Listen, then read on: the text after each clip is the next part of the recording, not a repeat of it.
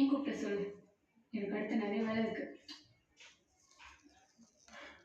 இல்லை, எனக்கு நடந்ததுக்கப்புறம் ரொம்ப ஒரு மாதிரியா இருக்கு. ஏதாவது நடந்துருமோன்னு பயமா இருக்கு. ரவி வேற அதை பண்ணாத இதை பண்ணாதன்னு சொல்றான். அதெல்லாம் எப்படி நடக்கும்? நாங்கெல்லாம் இருக்கோம்ல.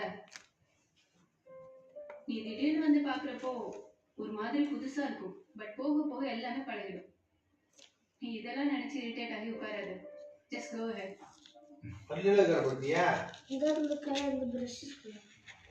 சரி, இன்னைக்கு நீ என்ன பண்ற? டியூட்டிக்கு அப்புறம் எங்கேயாச்சும் வெளில போகலாமா? இன்னைக்கா?